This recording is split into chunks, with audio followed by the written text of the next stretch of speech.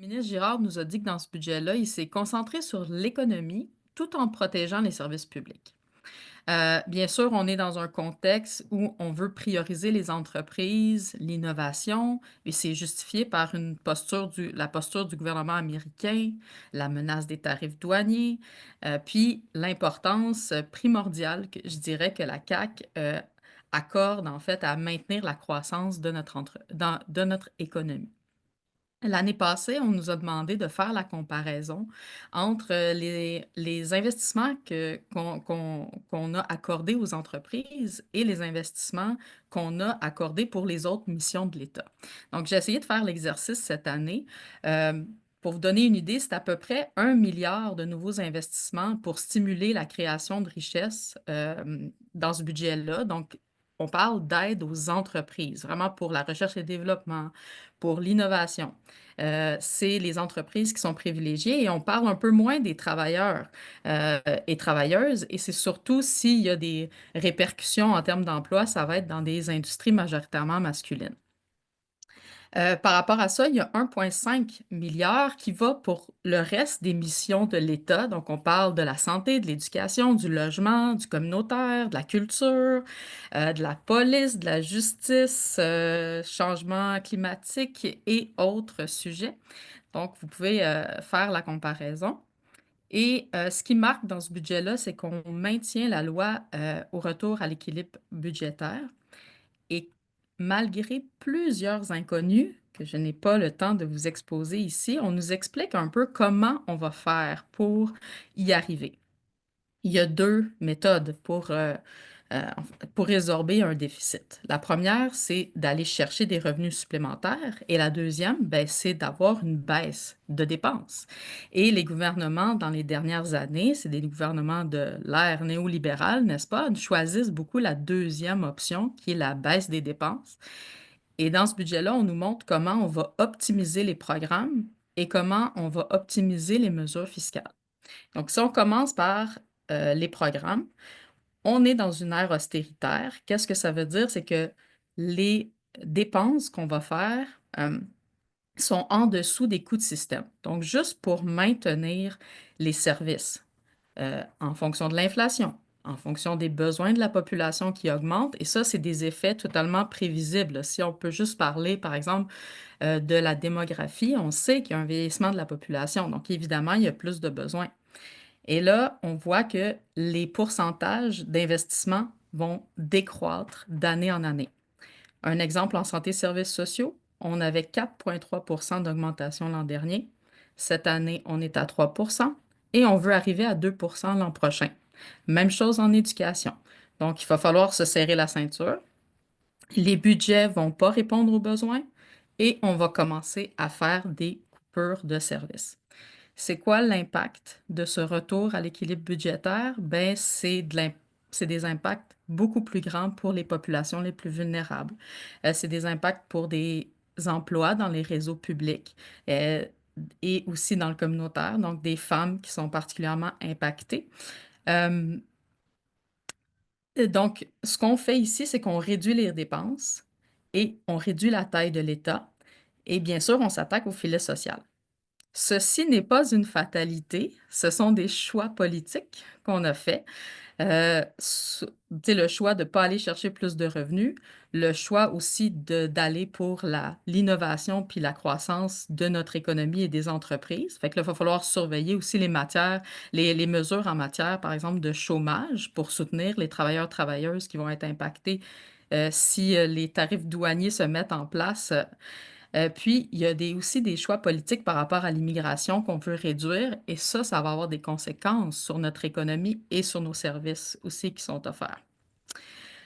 La deuxième façon d'optimiser choisie par le gouvernement, c'est de revoir les mesures fiscales. Donc, on va abolir et on va transformer des mesures qui s'adressent aux entreprises, mais aussi aux personnes.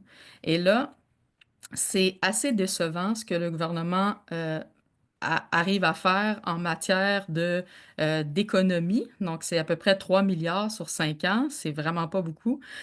Puis, ça nous ramène justement à toutes les revendications en termes de hausse de revenus qu'on a avec la coalition Mer Rouge ou l'IRIS, par exemple, qui propose des mesures fiscales qui pourraient augmenter les revenus de façon beaucoup plus élevée, donc jusqu'à plusieurs milliards, 24 milliards de dollars, par exemple. Donc là, on a un budget où on fait des économies sur le dos des personnes les plus vulnérables. Et c'est un budget aussi où il y a un aveuglement face aux multiples crises. Et il y a pas du tout un sentiment d'urgence non plus face à ces crises qui nous frappent à Montréal tout particulièrement. La crise du logement, l'itinérance, les surdoses, l'insécurité alimentaire, l'accès aux soins de santé et services sociaux, les enjeux de mobilité, discrimination et exclusion, et j'en passe. Donc, je vais... On va commencer par la lutte à la pauvreté. Donc, en termes de ce sujet-là, c'est vraiment le budget de la honte. C'est comme ça que ça aurait dû s'appeler, selon moi. Le mot pauvreté est pas une seule fois cité nulle part dans les 458 pages du budget. Précarité non plus, d'ailleurs. Donc, quand Roxane nous explique là, que l'austérité puis les coupures dans le filet social, services publics et programmes sociaux ont des conséquences directes là, sur la détérioration des conditions de vie puis de la qualité de vie aussi des personnes. C'est sûr que l'impact est vraiment plus important pour les personnes qui sont déjà en situation de pauvreté et d'inégalité. Et donc, ce contexte s'ajoute au fait qu'il n'y a rien dans le budget pour réellement améliorer le sort du monde en termes de revenus. C'est vraiment à pleurer. Fait que la seule bonne nouvelle, c'est qu'il y a un ajustement de la rente du Québec pour certaines personnes accidentées du travail. Donc, le régime des rentes du Québec, là, la RRQ qu'on appelle, va être ajusté pour augmenter la rente de retraite de certaines personnes qui sont victimes de lésions professionnelles, puis qui reçoivent des indemnisations de la CNESST, la Commission des normes de l'équité, de la santé et de la sécurité au travail. Fait qu'à partir de maintenant, si on a reçu des indemnités de la CNESST pendant plus que 24 mois, on aura pu, on sera plus pénalisé à la retraite. Fait qu'autrement dit, le montant de la rente de retraite reste au même niveau que si la personne n'avait pas eu un accident du travail. C'est une mesure qui touche approximativement 2000 personnes. Espace de commentaires. Et c'est un gain partiel. D'ailleurs, je salue au passage là, nos camarades de l'UTAM qui ont lutté pour ce gain-là. L'UTAM étant l'Union des travailleurs et travailleuses accidentés ou malades. Donc, c'est un gain partiel parce qu'évidemment, il y a encore du monde là, accidenté du travail qui vont continuer de s'appauvrir rendu à l'âge de la retraite. Autre chose, pire que pas grand-chose, c'est qu'on enlève une mesure. Dans le budget, on apprend l'abolition du bouclier fiscal. Alors, ça, c'est une mesure d'aide financière qui est sous forme de crédit d'impôt, puis qui est destinée aux travailleurs et travailleuses à faible revenu qui perdaient certaines aides gouvernementales quand ils parvenaient à améliorer leurs revenus. Fait que ça permettait à environ 140 000 personnes par année de recevoir en moyenne 244 $ pour pallier là, ces pertes d'aide gouvernementale. Fait que c'est une coupure. Avec cette coupure-là, la CAQ va économiser sur le dos des travailleurs et travailleuses à faible revenu 138,8 millions sur 5 ans. Alors ça, non, aussi, ça se passe de commentaires. Au niveau de l'aide sociale, ben, il n'y a rien. On a eu une réforme cette année. Les mesurettes ont été annoncées en novembre. Au niveau de l'intégration à l'emploi, en fait, il y a 95 millions sur 2 ans, donc 163,5 millions cette année, qui va servir à prolonger l'aide quand on suit des mesures d'intégration à l'emploi. Et comme la ministre Chantal Rouleau était super fière de le dire là, quand elle a déposé la réforme de l'aide sociale, cette réforme-là se fait à coup nul. Fait qu'on peut comprendre que ce montant-là, c'est littéralement l'argent des coupures de l'aide sociale. Donc, particulièrement les parents monoparentales et les personnes de 58 ans et plus qui sont pas considérées là, qui sont plus considérées comme contraintes à l'emploi. Alors, l'aide alimentaire, je vais laisser ça mes camarades du RIOC. Fait qu'en résumé, sur la portion lutte à la pauvreté du budget, il n'y a aucune mesure structurante là, pour permettre aux personnes en situation de pauvreté d'améliorer leurs conditions de vie ou de sortir de la pauvreté. Et j'ajouterais qu'avec une augmentation de 35 cents du salaire minimum, là, c'est la hausse d'ailleurs la plus basse en près de 10 ans, c'est pas non plus en travaillant à temps plein au salaire minimum que les gens vont sortir de la pauvreté.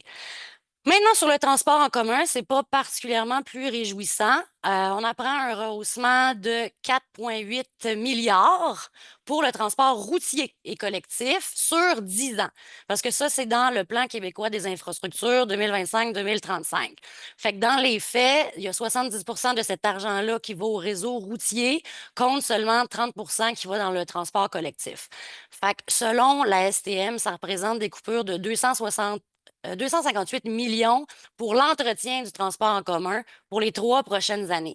Donc, évidemment, c'est complètement insuffisant pour juste maintenir là, ce qui existe déjà, les actifs déjà. Le rehaussement dont on parle dans le budget va arriver en réalité seulement entre 2030 et 2035, après le retour à l'équilibre budgétaire, peut-être, sait-on jamais. Fait que concrètement, il n'y a rien pour améliorer le service, il n'y a rien pour assurer la mise en accessibilité universelle du métro non plus. Là, je pense à l'installation des ascenseurs. On se rappelle que cette année, la CAQ a décidé d'arrêter de financer ça, là, les ascenseurs dans le métro. Ben, c'est pas revenu sur sa décision. Il n'y a rien pour s'attaquer non plus à la cherté des tarifs. La cherté va continuer d'être un frein à la mobilité pour les personnes à faible revenu. En fait, la CAQ a tellement rien à faire du transport en commun qu'elle va aussi mettre un terme aux crédits d'impôt qui sont offerts aux entreprises pour permettre à leurs employés d'utiliser le transport collectif. Puis elle annule aussi là, des projets de voies réservées d'autobus, puis le projet de tramway slash la ligne rose là, dans le sud-ouest. Fait que le gouvernement aurait pu là, faire le choix du transport en commun là, pour comme levier de lutte à la pauvreté et aux inégalités, puis du même coup là, pour réduire les gaz à effet de serre, mais c'est pas ça qui arrive. Pourtant, c'est un service public, là, mais c'est pas tellement important non plus pour la CAQ. Fait que je conclurai en disant que 5,4 milliards pour stimuler la création de la richesse, mais pratiquement rien pour sortir le monde de la pauvreté. C'est vraiment la honte.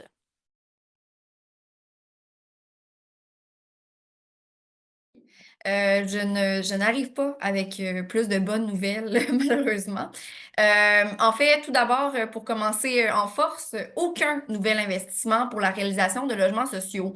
En fait, le seul objectif là, énoncé dans le plan budgétaire 2025-2026, c'est le même depuis la dernière campagne électorale. Donc, on parle en fait là, de 23 000 logements d'ici 2029. Évidemment, c'est un objectif de la CAQ, là. Tu sais, quand on parle avec les regroupements, quand on parle avec les organismes, on en aurait besoin de davantage. Et aussi, il faut savoir que cet objectif-là de 23 000 logements, il considère en fait, c'est pas que du logement social, là. On parle de logement communautaire et ou abordable. Donc, encore une fois, on ne garantit pas là, que ce sera tous des logements sociaux. Investissement additionnel de 128,2 millions pour la prochaine année pour un total de 228 millions sur 3 ans pour la rénovation et l'exploitation des habitations à loyer modique, les HLM. Il faut savoir que c'est pas assez de moyens pour construire de nouveaux logements, mais on parle quand même là, de rénover, d'entretenir. Donc ça, on peut pas, on est absolument en faveur. Par contre, c'est encore une occasion ratée de financer les rénovations et l'entretien des OSBL d'habitation et des organismes communautaires. Parce que ça, de ce côté-là, on n'a toujours pas de sommes qui sont investies. On a aussi un 3,9 millions de dollars pour la prochaine année qui est pour financer les municipalités et les offices d'habitation qui aident là, les ménages là, au 1er juillet. Il faut savoir que c'est moitié moins, en fait, que ce qu'il y avait dans le budget 2024-2025. Vous n'êtes pas sans savoir que malheureusement, on risque d'avoir encore plus de gens cette année qui vont se retrouver à la rue au 1er juillet, en cause notamment là, de toutes les lois, de les rénovictions, tout ça. Donc, en fait, là, cette somme-là aussi, il faut l'avoir à l'ensemble du Québec. Donc, sachant que c'est la moitié moins d'argent, c'était pas assez l'an dernier, ce sera pas assez cette année non plus là, pour répondre aux besoins de ce côté-là. Là, ensuite, on va tomber dans les deux mesures, ou à peu près, qui touchent l'itinérance. Donc, sur un budget de 400 quelques pages, il était quand même 27 fois dans dans le budget, le mot itinérance. Donc, c'est quand même pas si mal. Donc, 4,6 millions pour 2025-2026 pour un total de 42,6 millions de dollars prévus sur 5 ans pour assurer des services à 900 personnes vulnérables qui bénéficient du programme de supplément de loyer. En fait, là, c'est une mesure qui va servir davantage à cibler les jeunes quittant les services de la DPJ, les personnes en situation d'itinérance. Toutefois, on s'inquiète en tant que tel. Là, on voit vraiment de plus en plus une espèce de virement de la part du gouvernement, en fait, qui voit là, vraiment en tant que tel que la prévention et la réduction de l'itinérance passent absolument par l'hébergement puis voyons, le logement. Puis d'ailleurs, ça nous inquiète parce qu'on pense que prévenir et réduire, ça passe par une multitude de mesures, dont arrêter le robinet à la source. Et là, ça a été dit plus tôt et ça sera certainement redit dans d'autres présentations, mais le robinet, on ne l'arrête pas pantoute, là. Il y a 3,8 millions pour 2025-2026 pour un total de 32,7 millions sur 5 ans pour 1000 nouvelles unités supplémentaires de justement PSL, Programme de supplément au loyer. On cible d'ailleurs les ménages à besoins urgents, les jeunes quittant les services de protection de la jeunesse et pour les personnes en situation d'itinérance ou à risque de l'être. C'est la deuxième mesure qui touche directement l'itinérance. Et ben, il nous manque beaucoup de détails là, sur ces 1000 unités-là. Avec les informations qu'on dispose, ce qui pourrait nous inquiéter un petit peu, c'est que on parle de ménages à besoins urgents. Et ce qu'on sait, c'est que par exemple, il y a des programmes PSL qui vont être utilisés pour les mesures d'urgence de type 1er juillet. Et là, on n'est pas, j'ai pas besoin de vous dire que 1000, ça sera pas assez. Ça va rapidement être utilisé à pleine capacité. Quand on sait, par exemple, que les listes d'attente pour obtenir un HLM tournent autour de 14 000 personnes juste à Montréal, là, et que les besoins sont encore plus énormes quand, justement, on calcule des gens qui ne sont pas encore sur la liste, les gens qui, justement, sortent de la DPJ ou encore des personnes qui sont complètement désaffiliées et qui ne sont pas sur les listes d'attente. Fait que 1000 PSL pour l'ensemble du Québec, c'est une goutte dans l'océan. Ensuite, il y a des sommes additionnelles qui vont être prévues pour la protection de la jeunesse, pour Parfait, je vais aller plus vite. Permettre le soutien justement à l'ordre de sortie. C'est des sommes qui concernent uniquement la direction de la protection de la jeunesse. Donc, encore une fois, on rate une cible. On a besoin d'argent dans les organismes et c'est pas là qu'on met notre argent. Puis, on a beaucoup de questions. Est-ce que justement les 1000 unités PSL sont calculées dans ces sommes-là? Est-ce que, fait que c'est tout ça aussi qu'on a beaucoup de questions. On a aussi un 35 millions pour l'année 2025-2026, je vais terminer là-dessus, pour un total de 175 millions de dollars sur 5 ans. Et là, attendez la phrase qui suit. En fait, on a mis tout plein de personnes avec des besoins et des réalités vraiment importantes, mais en fait, on définit définitivement que la somme ne sera pas suffisante. On parle de rehausser le soutien à l'hébergement des personnes ayant une déficience intellectuelle ou physique, des personnes ayant un trouble du spectre de l'autisme ou un trouble en santé mentale, des jeunes quittant les centres de jeunesse ou des personnes en situation d'itinérance. Bref, tous des gens qui ont besoin, qui ont des réalités. On a besoin de leur offrir des services, d'avoir des lieux d'accueil qui soient adaptés, qui soient disponibles, mais on met des sommes qui sont dérisoires pour les besoins actuels. Donc, on s'inquiète évidemment là, que ce ne soit pas suffisant pour répondre à toutes les crises.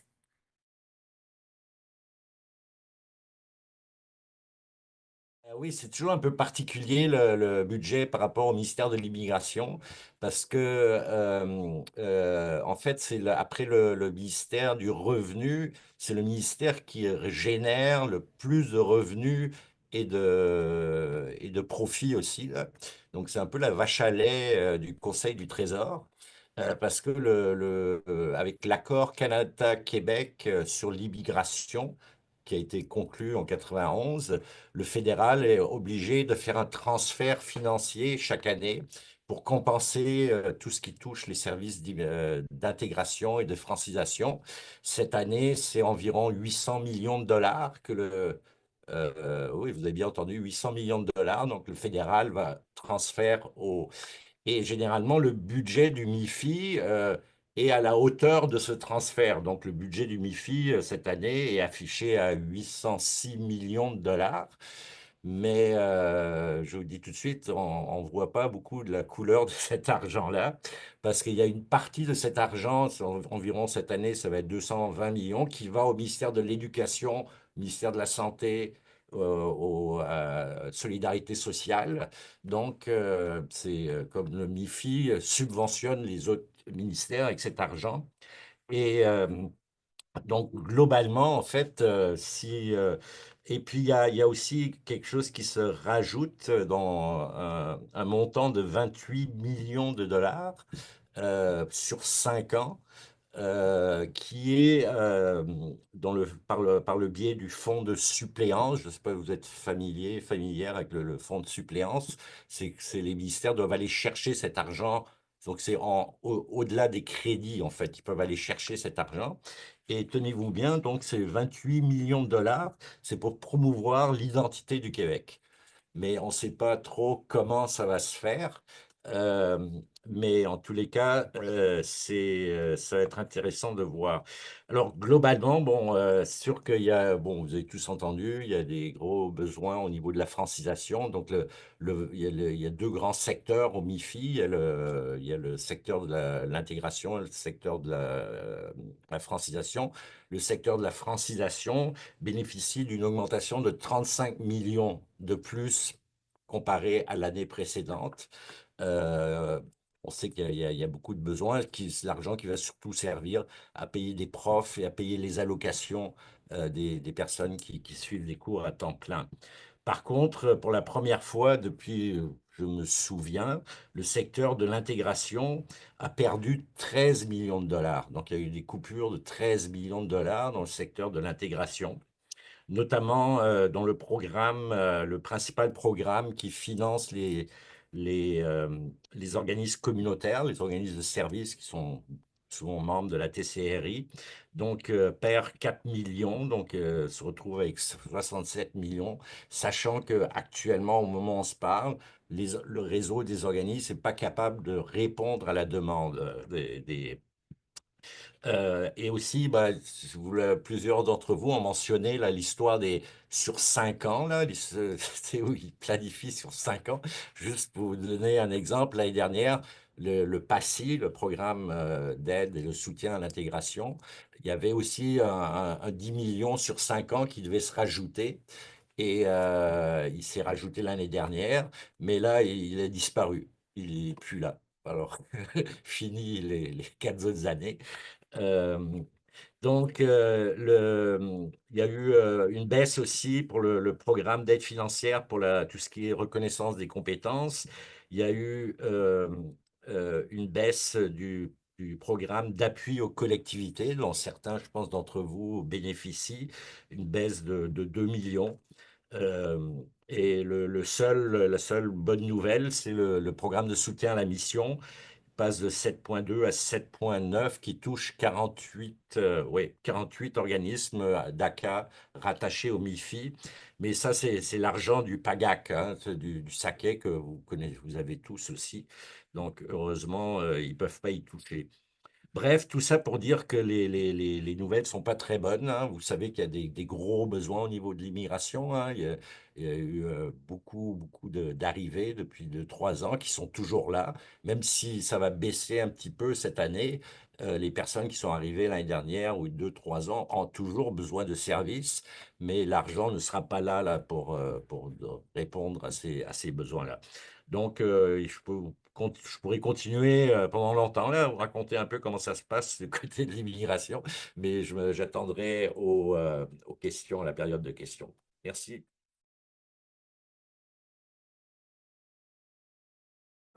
Vous parlez du PSOC, hein, le PSOC, pour les organismes qui sont financés en santé et services sociaux, c'est quand même 3000 sur 4000 organismes d'action communautaire au Québec. Là, c'est le 3/4 qui sont au PSOC. Donc, pour ces 3000-là, il y a un rehaussement cette année de 10 millions. 10 millions divisé par 3000 OK, les chiffres, c'est dur. 10 millions divisé par 3000 groupes, ça fait 3 333 $ par groupe. Si on divisait la poire en parties égales, on sait que c'est pas ça qui arrive de façon générale, mais c'est juste pour vous donner une idée de la hauteur de ce que représente ce 10 millions-là, donc un peu plus de 3 000 $ par organisme. Juste à Montréal, on sait que les besoins l'année dernière, les besoins exprimés par les groupes financiers au PESOC pour leur financement à la mission d'argent supplémentaire étaient de 160 millions. Donc, on a 10 millions pour l'ensemble du Québec. Là. Juste à Montréal, les besoins sont au moins de 160 millions. Ce que ça représente pour la région de Montréal aussi, l'année dernière, c'était 10 millions aussi. On avait reçu 1,6 million à Montréal pour nos 544 groupes financés au PESOC. Donc, est-ce qu'on va s'attendre à peu près au même montant cette année? Mais juste vous dire que sur le 10 millions, c'est pas confirmé encore que ce n'est que du financement à la mission. Donc, c'est possible que dans ce 10 millions-là, il y ait d'autres modes de financement aussi, là, mais on s'attend quand même à ce que la grosse majorité soit versée en financement à la mission. Indexation des groupes au PESOC, vous savez, le PESOC, Santé Services sociaux, c'est le seul programme d'action communautaire autonome qui est financé, qui est indexé à chaque année. Tant mieux, on est content pour les groupes du PESOC, mais ça reste un scandale sans nom là, pour les autres secteurs, les 1000 autres groupes d'action communautaire au Québec qui ne sont à toute fin pratique jamais indexés ni augmentés, particulièrement les groupes du SAQET. Qui sont pratiquement jamais dans les favoris des gouvernements successifs, ni indexés, ni augmentés. Donc, ça veut dire que ces groupes-là s'appauvrissent d'année en année, en année, en année. Et voilà, c'est vraiment une catastrophe. Mais sinon, dans les autres bonnes nouvelles, avec des guillemets, on a 2,1 millions supplémentaires pour les organismes familles. Pour les haltes garderies communautaires, on est à 1,5 million supplémentaires aussi. Il y en a beaucoup, là, des haltes garderies communautaires au Québec, 1,5 pour toutes ces haltes-là.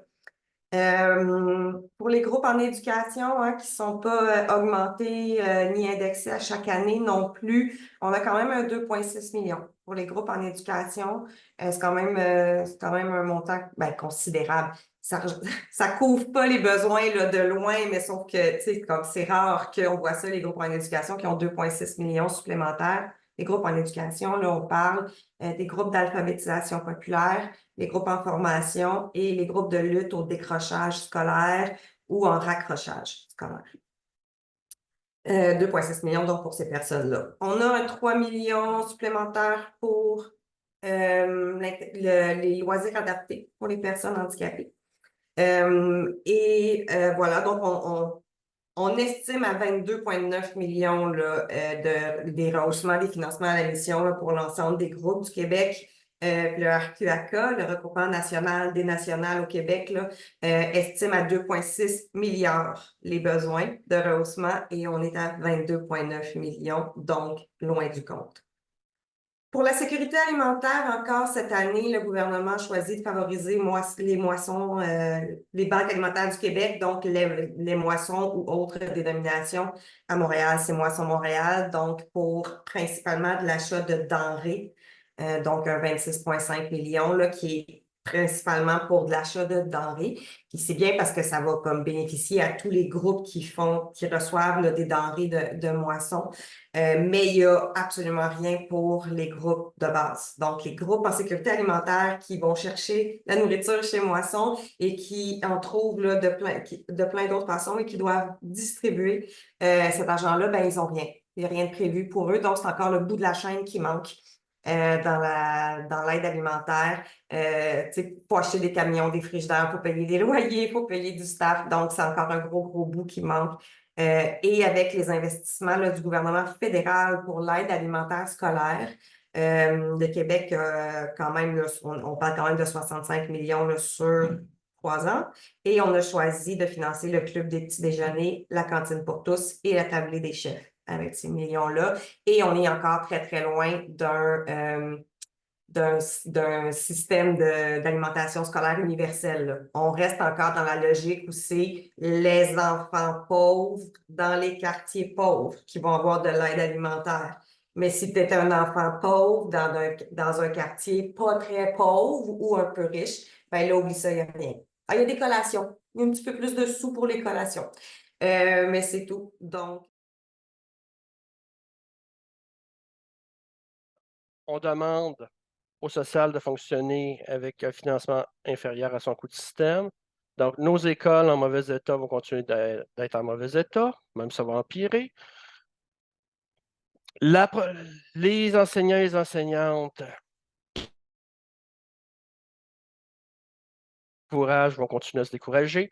Les aides supplémentaires pour les enfants qui ont des besoins spéciaux, ça va continuer à être déficient, ça va empirer. Bref, je n'ai pas besoin de m'étaler là-dessus. Puis pour ce qui est ça, puis juste rappeler qu'on est rendu dans une situation où, avant le nouveau budget, les écoles avaient eu comme consigne de ne pas donner accès à leurs locaux à des groupes communautaires, des gymnases, tout ça, parce que ça coûtait, en bout de ligne, ça leur coûtait plus cher que ce qu'il y avait comme revenu. Ben, on s'entend qu'il y a beaucoup d'installations publiques qui ne seront plus disponibles potentiellement pour les quartiers. Et c'est vraiment particulier comme façon de réfléchir et de penser à la société. Mais bon. Donc, voilà ce petit commentaire rapide. Le développement de l'accessibilité des services de garde, ben, au moins on annonce qu'il y a 1000 familles qui vont pouvoir avoir accès à des places subventionnées, mais on s'entend, on subventionne le privé. On ne se dirige pas vers développer et renforcer le réseau public.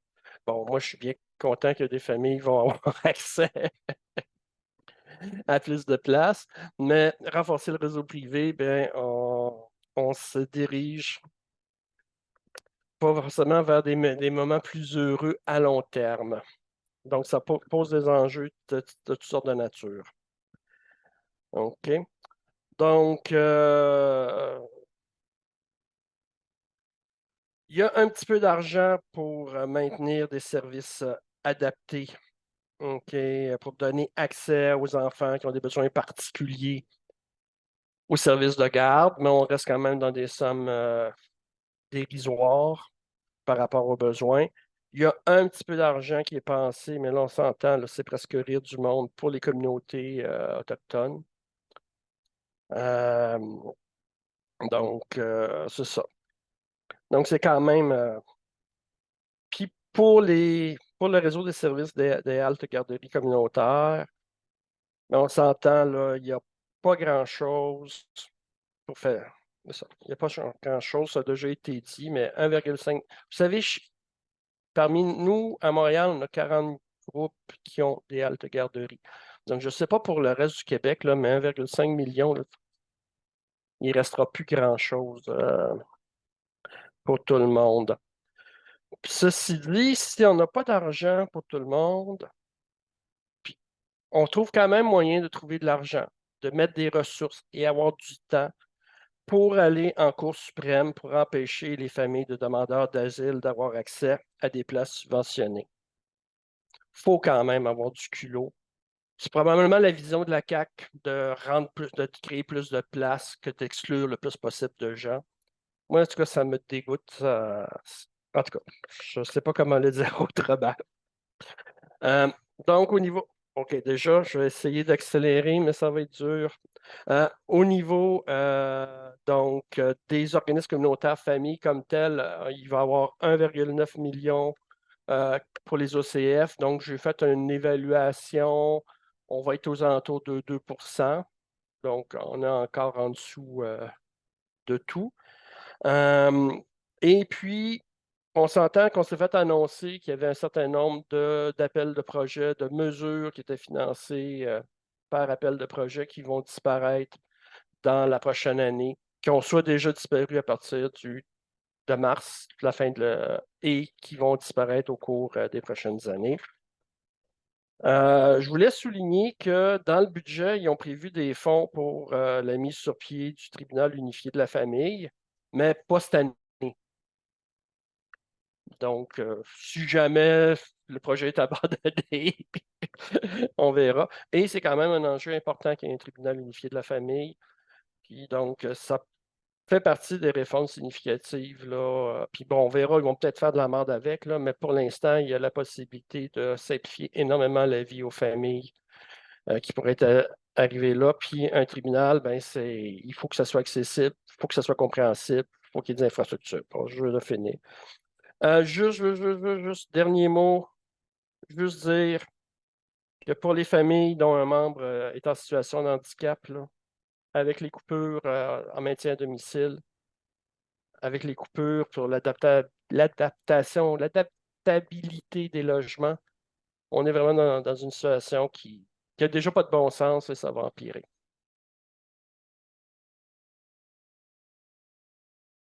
Contrairement à l'année passée, le MOUFAM se retrouve 12 fois dans le budget au lieu de 0. Wow! Ça reste quand même vraiment bas pour les 400 pages du budget. Quand le terme est utilisé, on note qu'il réfère aux femmes victimes de violences, 2 fois pour les femmes migrantes puis 1 fois pour les femmes autochtones. On est loin de la DS+, mettons. Clairement, le gouvernement préfère avancer sans savoir les impacts de son budget sur les femmes. On s'attend à des coupures dans les services à la population qui sont majoritairement occupés par les femmes, le milieu scolaire, la santé, les services de garde, comme on en parlait un peu, parce que les montants annoncés ne suivent même pas l'augmentation des coûts de fonctionnement pour le maintien des services, qui est un coût que le gouvernement détermine par lui-même, comme mes collègues en parlaient précédemment. Les coupures vont nécessairement augmenter la charge mentale invisible des femmes en situation de pauvreté, qui, laissées à elles-mêmes, vont devoir prendre la charge du budget familial et faire vraiment beaucoup de non-choix entre des essentiels comme se nourrir ou se chauffer pendant l'hiver. Le sous-financement du transport en commun va aussi avoir un impact sur elles parce que c'est bien souvent elles qui s'occupent des déplacements de la famille puis des nombreuses tâches domestiques qui sont à l'extérieur de la maison. Le gouvernement, de manière générale, il choisit de porter son attention sur les crises économiques au lieu des crises humaines, comme la crise du logement ou la crise climatique, en investissant dans les compagnies et dans les routes. En même temps, il choisit de couper dans le milieu du care, qui pourrait vraiment aider avec la gestion des crises actuelles et à venir. Ces décisions-là vont ajouter une surcharge sur les personnes qui décident de rester dans ce réseau-là du care. Puis elles vont être prises, elles aussi, dans un non-choix entre les urgences des femmes, parce qu'il n'y a pas assez de ressources pour les demandes. On peut penser au taux de 50 de refus pour les maisons d'hébergement pour femmes victimes de violences rapportées par SOS Violence conjugale. C'est aussi une charge émotionnelle très grande que de devoir rejeter des personnes vulnérables qui en ont vraiment besoin et qui risquent de se retrouver dans une situation violente ou on peut penser à la rue, par exemple. Donc, le panier percé dont on parlait précédemment. Avec le budget, le taux de refus ne risque pas de diminuer, surtout quand on sait que les besoins continuent d'augmenter. C'est sans compter aussi la détresse des femmes vulnérables elles-mêmes qui se font refuser alors qu'elles ont pris leur courage à 2 mains pour parler de leurs enjeux et sont laissées seules dans leur détresse. Donc ça, c'est vraiment décevant de ce budget-ci. Dans les coupures, on note 7,9 millions dans les services pour enfants vulnérables en CPE. C'est l'année prochaine que ça va rentrer en jeu, ce qui place les enfants et le manque de services adaptés sur le dos des mères, parce que ce sont souvent elles qui prennent cette charge-là. La coupe l'année prochaine des 38 millions pour les soins à domicile de base, ce qui va affecter non seulement les personnes en situation de handicap, mais l'ensemble de la population qui, on le rappelle, est vieillissante et vont perdre certaines capacités. La population vieillissante ne va pas avoir le choix de se fier au CHSLD au lieu de rester à la maison le plus longtemps possible, comme la majorité des personnes âgées le souhaitent. L'augmentation des charges de travail de soins à domicile reviendra aux femmes qui les accompagnent, qu'elles soient des préposés payés ou dans leur vie privée, parce qu'elles assistent leurs parents vieillissants pour respecter leur souhait de rester à la maison le plus longtemps. L'aide sociale, on l'a vu, nous a fait un petit tour de passe-passe en donnant un chèque par personne, mais ça divise l'argent du couple en 2. Bon, ça aide un peu pour l'indépendance des femmes, mais ça reste dans une précarité assez extrême. L'aide sociale coupe également des prestations pour contraintes temporaires à l'emploi, qui va discriminer les femmes dans les situations de violence conjugale temporaire et intense, mais aussi les femmes proches aidantes ou ayant en charge des enfants en situation de handicap. C'est aussi la fin de plusieurs financements pour femmes victimes de violences parce qu'ils ne sont tout simplement pas mentionnés, alors que les besoins, on le rappelle, continuent d'augmenter. Les 2,3 millions pour les maisons d'hébergement d'urgence, dites première étape, et les 1,3 millions pour les maisons d'hébergement de longue durée, dites deuxième étape, c'est juste des fonds de rattrapage qui ont déjà été annoncés précédemment. ce qui reste vraiment loin des besoins estimés à 57,7 millions de dollars par le regroupement des maisons de femmes victimes de violences conjugales. Il y a 54 millions qui manquent. Dans les micro-investissements, on note 1000 nouvelles places dans un programme de soutien au loyer qui va pouvoir aider les femmes en situation de pauvreté, 300 000 pour poursuivre un service d'interprétariat pour les femmes migrantes et réfugiées, un montant qui est quand même assez dérisoire, puis qui ne sera pas bonifié. Puis après 2 ans, il va être coupé, alors que les besoins sont encore là. 1,6 million pour l'ouverture d'une ligne d'écoute en violence conjugale pour les femmes autochtones et 10 millions pour la sécurisation culturelle des soins de santé. Mais ces fonds sont vraiment loin d'être suffisants pour remplir les besoins de la population et n'incluent pas la reconnaissance du racisme systémique ni le principe de Joyce, qui sont des demandes claires des populations autochtones. Après, il y a aussi un investissement de 14,7 millions pour la création d'une stratégie nationale d'intégration et de maintien à l'emploi des personnes handicapées. On peut peut-être éventuellement s'attendre à des bénéfices de cette mesure, on espère.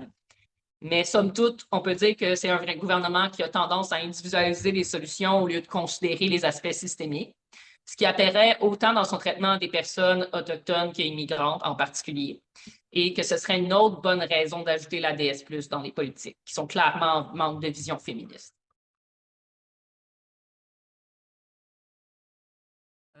Donc, je vais pouvoir me concentrer sur un gros morceau qui est les personnes aînées et personnes en situation de handicap. Donc, handicap physique, déficience intellectuelle, troubles du spectre de l'autisme et des fois, on parle aussi des enjeux de santé mentale. Euh, c'est un gros bout parce que aussi c'est une grande portion de la population, là. Le budget rappelle tout le temps qu'en 2050, on va être rendu à un quart de la population qui va être des personnes aînées. Il faut se rappeler qu'au Québec, il y a à peu près 21% des personnes, donc le 1/5 de la population qui vit avec une incapacité. Donc, s'il n'y a pas de mesure pour ces personnes-là ou s'il y a des désinvestissements, ben, ça impacte énormément de gens et leurs proches. Je voulais faire un remerciement à Anne Pelletier de Défi Montréal, donc le regroupement des organismes en déficience physique de l'île de Montréal, qui a participé à l'analyse là, et qui ne pouvait pas être là aujourd'hui, malheureusement, parce que les documents du budget sont vraiment pas accessibles pour les personnes avec un handicap visuel. Donc, déjà, il y a l'ADS, voilà, il y a un bout qui manque là. Et il y a Maryse Bisson qui est là, donc il va pouvoir compléter pour les personnes aînées et de la Coalition pour le maintien dans la communauté comme ACO. Donc, n'hésite pas, Maryse, dans la section discussion à ajouter. J'ai mis ces deux populations, en tout cas, cette grande partie de la population ensemble pour les investissements parce qu'il y en a qui sont regroupés, en fait, puis, ou qui vont toucher des personnes. Donc, par rapport à l'hébergement, par exemple, on dit qu'on investit une somme supplémentaire de 100 millions et là, on met cette somme-là pour la construction, l'agrandissement, le réaménagement. Et là, on parle d'hôpitaux, de maisons des aînés, de maisons alternatives et de CHSLD. Donc, pas besoin de vous dire que la somme est complètement dérisoire. Puis, sauf que disons, une reconnaissance d'un défi qu'on a par rapport aux belles maisons des aînés et maisons alternatives. Le nombre de places est déjà insuffisant, mais sont même inoccupées, sous-occupées, en tout cas en partie, parce qu'il y a des enjeux de recrutement de main-d'œuvre et il y a une explosion des coûts là, de fonctionnement. Donc déjà, il y a une partie de cet argent-là qui devrait aider un peu pour soutenir ça au moins. Euh, Sinon, on va continuer à conventionner des CHSLD publics et privés. Donc, on veut harmoniser, puis on veut essayer d'avoir une qualité de soins. Euh, on prolonge aussi des aides pour les résidences privées pour aînés parce que c'est un élément essentiel, puis même c'est dit dans le budget, c'est un partenaire essentiel du réseau de la santé et des services sociaux pour le maintien à domicile, donc à l'extérieur de l'hôpital, des personnes.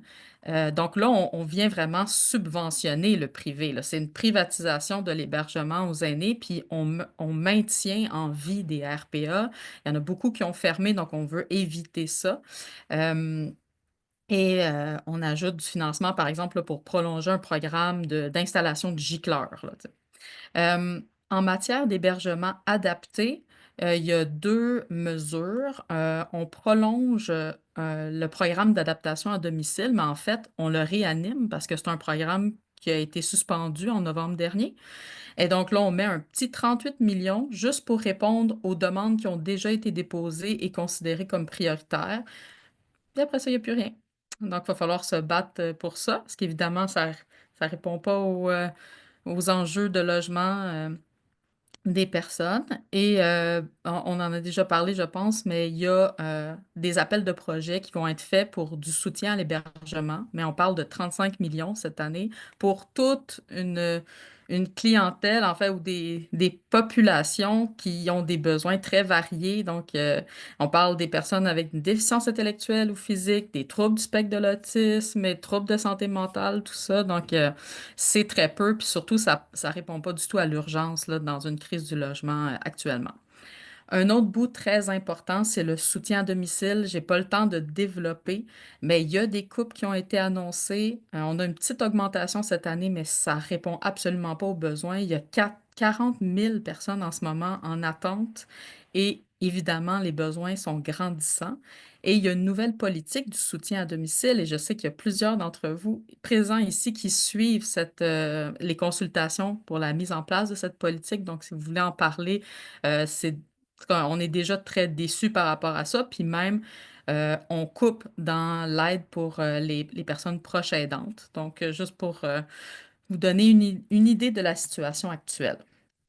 Par rapport à l'intégration au travail, il y a des investissements, mais en fait, encore là, c'est une prolongation de quelque chose qui avait été suspendu. Donc, c'est une prolongation de la bonification de la politique de soutien aux revenus. Fait que ce qu'on fait, c'est qu'on vient donner en fait un supplément pour les personnes en situation de handicap pour qu'ils puissent accéder à l'emploi puis être maintenus en emploi. Puis ça a un impact très grand pour le milieu communautaire qui est un employeur en fait de ces personnes-là. Donc, on vient bon, pallier un petit peu ce qui avait été réduit l'an passé. Et on attend aussi une nouvelle stratégie nationale pour l'intégration et le maintien en emploi des personnes handicapées. Sauf que ce qu'on voit dans le budget, c'est que ce qui est budgété pour les 3 prochaines années, c'est moins que ce qu'il y avait dans la dernière stratégie d'intégration. Donc, c'est déjà très décevant. Il y a un petit peu d'argent pour les loisirs. Donc, on veut 3 millions pour soutenir la pratique des loisirs chez les personnes handicapées. Donc, on parle de formation du personnel. On parle aussi des défis pour le transport, l'accessibilité, mais il n'y a rien dans ce budget pour le transport adapté. En conclusion, puis là, vous compléterez les collègues, mais c'est très, très peu d'amélioration de la situation des personnes aînées puis en situation de handicap. On les rend de plus en plus vulnérables. Il y a une tendance très forte à la privatisation. Donc, le gouvernement désinvestit et refile la note aux personnes et aux familles. Donc, c'est très cher hein, d'être une personne aînée, une personne en perte de capacité d'autonomie, puis c'est très insécurisant parce que le filet social se désagrège aussi. En matière de santé mentale, il y a très peu de choses. Une petite mesure itinérance santé mentale pour des escouades mixtes avec la police, vraiment des petites mesures de mesurettes. Même chose pour en dépendance, il n'y a rien pour faire face à la crise des opioïdes. Même on a vu des coupures là, dans les derniers temps. Euh, donc ça va être à à surveiller. Puis s'il y a des gens qui veulent ajouter, là, si vous avez vu des choses. Puis je terminerai peut-être avec les changements climatiques, qui est toujours assez difficile à couvrir. Euh, En général, ce qu'on peut dire, c'est que si le gouvernement n'a pas priorisé les crises sociales, ben, c'est un gouvernement aussi qui priorise pas du tout la lutte au changement climatique, même s'il y a un ministère où il y a lutte contre les changements climatiques dans le titre. Quand on fait une recherche par mots-clés dans le budget, ben, on parle beaucoup de climat, mais c'est surtout pour parler du climat économique ou du climat d'incertitude, puis moins de lutte au changement climatique. On parle beaucoup d'économie verte, par exemple, fait qu'on fait quelques mesures fiscales aux entreprises, mais les investissements qui sont accordés, ben, ils sont inférieurs à l'inflation, donc c'est une baisse. Et puis, c'est surtout pour faire face aux conséquences des changements climatiques. Donc, on parle d'inondations, on parle de sécurité publique, on parle de financer la Croix-Rouge en cas de sinistre. Puis, il y a des mesures euh, pour la faune, la flore, un peu pour protéger le saumon de l'Atlantique ou pour la gestion des matières résiduelles, mais c'est à peu près ça. Quand on regarde le transport, on a parlé un peu de transport en commun, des routes, on va relancer aussi un programme qui avait été coupé, donc rouler vert. Donc, c'est un incitatif pour acheter une voiture qui n'utilise pas l'essence, ou en tout cas une voiture un peu plus écologique, électrique. Mais on va taxer les voitures électriques donc, pour contribuer au financement des routes et des transports. Donc, c'est un incitatif qu'on perd. Et on n'a rien en termes d'infrastructure de transport collectif. Même, on retire des promesses d'investissement, par exemple la ligne rose à Montréal, qui aurait pu être structurante. Voilà, peut-être dernier élément avant qu'on termine. Mhm. C'est, ça peut sembler anecdotique, mais dans un cahier économique, on disait que le gouvernement veut vraiment s'assurer de délivrer les autorisations environnementales dans un délai optimal pour pouvoir soutenir la réalisation de projets d'investissement. Et évidemment, ben, dans le contexte de l'actualité, en ce moment, ben, ça sonne des cloches parce qu'il y a c'est ça, il y a des grandes mobilisations citoyennes et municipales qui ont lieu et pourtant, il y a des choses qui sont adoptées sous bâillon parce qu'on veut privilégier des entreprises, puis c'est ça, on délaisse en fait la question environnementale. Voilà, donc je pourrais conclure en disant que ben s'il n'y a pas de réponse à l'urgence des crises sociales, il y a pas l'urgence d'agir non plus en termes de crise environnementale dans ce budget-là non plus. Voilà.